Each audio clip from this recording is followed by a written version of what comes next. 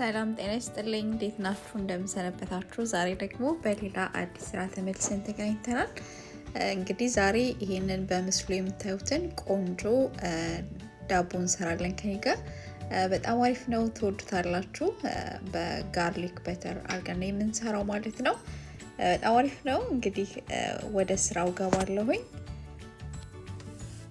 ያው እንግዲህ ወደ ስራው ስገባ እዚህ ጋር ዱቄት ነፍቼ አዘጋጅቻለሁ 3 ካፕ ከግማሽ ምን ተጠቀምኩት ከዛ እዚህ ጋር እንደምታዩት ደግሞ 1 ማንኪያ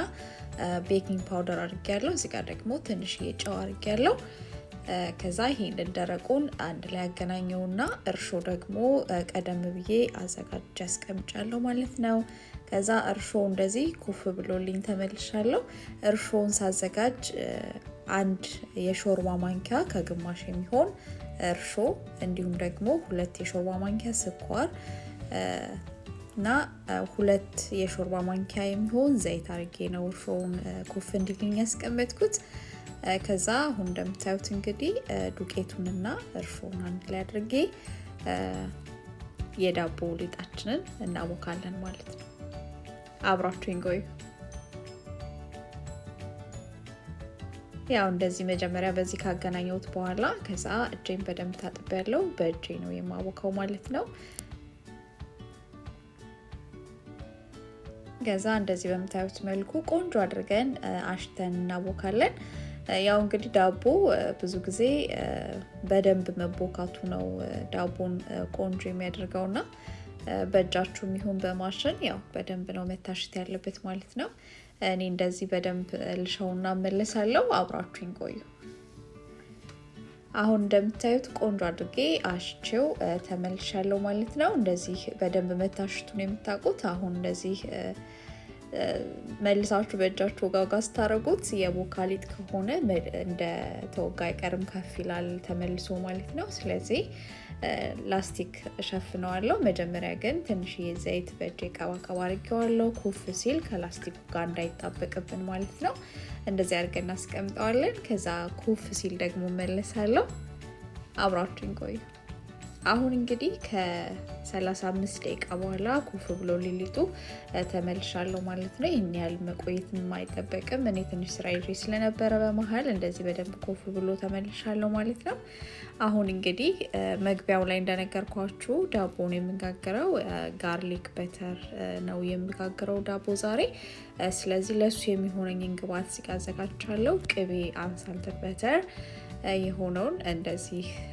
ሩም ቴምፕሬቸር ነው አጥቼው ቆይቷል ማለት ነው ቅቤው የተጠቀምኩት የ4 ኦንዟን ግማሽ ነው የተጠቀምኩት ወይም 2 የሾርባ ማንኪያ የሚሆን ማለት ነው ከዛ ነጭ ሽንኩርት ጨመርኩኝ እንዲሁም ደግሞ ፍሬሽ ፐርስሊ ጨምሬበታለሁ እሱን አገናኝቼ አስቀምጠውና ቀድም ያቦካነው ሊጥ እንደዚህ ለሁለት ከፍዬው እኔ እዘረጋዋለሁ ማለት ነው መጀመሪያ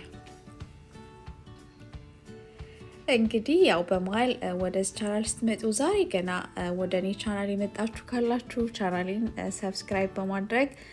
የቀለም ቲዩብ ቤተሰብ እንድትሆኑ ጋብዛለሁ ይሄንን ቪዲዮ ደግሞ ከወደዳችሁት ላይክ ማድረግ እንዳትረሱ እንግዲህ እዚህ ጋር እንደምታዩት ቅድም ያዘጋጀነውን የቅቤና የነጭ ሽንኩርት እንዲሁም ደግሞ የፐርስሊ ውህዱን እንደዚህ ሊጡን ከዘረጋነው በኋላ እንቀባለን ማለት ነው ሊጡን እኔ ሰረጋ ብዙም አላሳሳሁትም መሳሳት የለበትም ማለት ነው ስለዚህ እንደዚህ ተቀልለዋለሁ ከተቀለልኩት በኋላ እቆራርጠዋለሁ ማለት ነው ከዛ ያው ምን ቆራርጠው እንግዲህ ቅርጹን ለማሳመር ቆንጆ በስሎ ሲወጣ የሚያምር ቅርጽ ይዞ እንዲወጣልን ማለት ነው መጋገሪያን አዘጋጅቻለሁ መጋገሪያን እንዲህ በመታዩት መልኩ ዘይት ወይም ደግሞ ቅቤ መቀባት ትችላላችሁ እናንተ ስለዚህ እኔ እንደዚህ የተቀለልኩትን ሊጥ እንደዚህ ቆራርጠዋለሁ ማለት ነው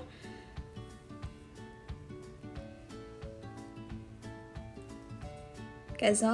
መጨረሻ ላይ የሚያምር ቆንጆ ቅርጽ ይዞ ይወጣል ማለት ነው ለዛ ነው እንደዚህ ቆራረጥኩት ከዛ እነዚህን የቆራረጥናቸውን እንዳለ እንደዚህ ብድግ አርጋችሁ ማድረግ ትችላላችሁ ያለዛ ደግሞ እንዲህ በማሳያችሁ መልኩ አንዳንዷን ቁራጭ ያነሳን እንደረድራለን ማለት ነው ወደ መጋገሪያችን እናደርጋለን እና በጣም ቀላል ነው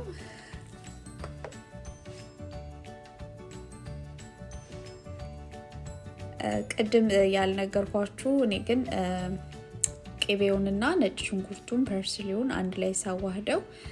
በጣም ትንሽዬ ጫው እንደዚህ ብንሚል የሚደረግ አይነት አርጌበታለሁ ማለት ነው ውህዱ ላይ እንደዚህ ምንቀባው ላይ ማለት ነው ያው እናንተ ከፈለጋችሁ መጨመርም አለመጨመርም ትችላላችሁ በዛ ላይ ደግሞ በቅቤው ፋንታ ኦሊቭ ኦይል መጠቀም ትችላላችሁ ማለት ነው እኔ እንግዲህ ለዛሬ ቅቤ ነው የፈለኩትና ለዛ ነው የተጠቀምኩት ከዛ እንደዚህ ሁለተኛውንም በመታዩት መልኩ በአንድ አይነት መልኩ ዘርግቼ ቀብቼው እንደዚህ ቆራርጠን መጋገሪያ ላይ አርጋለሁ ማለት ነው በመታዩት መልኩ ከዛ ይሄንን የፈለጋችሁትን ቅቤ ዘይት እንዲሁም ደግሞ ወተት ወይም ደግሞ እንቁላል መቀባት ትችላላችሁ ከዛ ይሄንን እኔ ለጊዜው ምንም አልቀባሁትም ላስቲክ ሸፍነውና ኩፍ እንዲልልኝ መልሶ ማለት ነው ስለዘረጋጋ ነው መልሶ ብድግ እንዲል እናስቀምጠዋለን እንግዲህ እኔ ያስቀመጥኩት ለ15 ደቂቃ ነው ማለት ነው ኩፍ ሲል ደግሞ መልሳለሁ እንግዲህ በመሃል አዲስ ወደኔ ቻናል ስትመጡ ዛሬ ገና የመጣችሁ ካላችሁ ቻናሌን ሰብስክራይብ በማድረግ ቤተሰብ እንድትሆኑ ጋብዛለሁ ማለት ነው እንግዲህ መልሶ እንደዚህ ከፍ ብሎልኝ ተመልሻለሁ ማለት ነው ከዛ ይሄንን ኦቭኔን ቀድሜ 350 ዲግሪ ላይ አብርቼው ነበር ለ40 ደቂቃ ቆይቼው እንደዚህ ቆንጆ የሚያምር ከለሩ ራሱ በጣም ነው የሚያምረው ቆንጆ ሆኖ ወጥቷል ማለት ነው ከዛ እኔ ለስላሳ ቆንጆ ዳቦ እንዲሆንልኝ ከላይ ትንሽ ዘይትና ኦሊቭ ኦይልና ማር አርጌ በትንሹ ቀብቼዋለሁ ማለት ነውና እንደዚህ በመታዩት መልኩ በጣም ለስላሳ ላይንም የሚያምር ዳቦ ሆኖ ወጥቷል ማለት ነው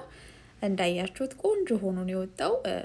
ትኩስ ስለነበረ ጂኑ የፈጀኝ ነው ለእናንተ ለማሳየት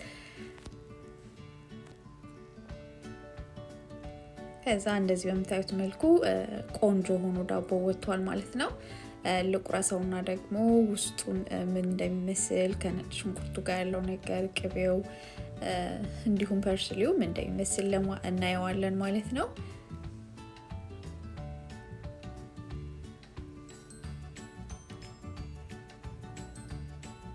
እና በጣም አሪፍ ዳቦ ነው የሆነው እንደምታዩት ውስጡ በጣም ነው የሚያምረው በጣም ቆንጆ ዳቦ ነው የሆነው በጣም ፍርፍር ያለ በጣም ለስላሳ ዳቦ ነው የሆነው እዚህ ጋር ትኩስ ስለሆነ እጄን እየፈጀኝ ለመቁረስ ብዙ እንትን አላለኝም ማለት ነው ግን እንደምታዩት በጣም የሚያምር ቆንጆ ለስላሳ የሆነ ጋርሊክ በተር ብሬድ ጋግረናል ማለት ነው ቆንጆ ዳቦ ነው በቅቤና በነጭ ሽንኩርት ጋግራችሁ እንድትሞክሩት ጋብዛችኋለሁ ጣዕሙ ራሱ በጣም ልዩ ነው እኔ እንግዲህ ቅድም እንደነገርኳችሁ ትንሽ ጨው ስለጨመርኩበት ውስጡ ቆንጆ ጣዕም ሰጥቶታል በያስባለሁ ለኔ እንግዲህ እናንተ የምትፈልጉ ከሆነ ጨውን መጨመር ያለዛ ደግሞ መተው ትችላላችሁ ማለት ነው እንግዲህ ለዛሬ የነበረኝ ቪዲዮ ይሄንን ይመስላል ይሄንን ቪዲዮ ከወደዳችሁት ላይክ ማድረግ እንዳትረሱ ላይክ አድርጉ ላይክ ስታደርጉ ሌሎች ሰዎች ጋር የመድረስ እድል አለው ማለት ነው እስካሁን ድረስ አብራችሁኝ ስለነበራችሁ ከልብ አመሰግናለሁ በሌላ አዲስ ቪዲዮ እስከምንገናኝ ድረስ ሰላም ሁኑ ባይ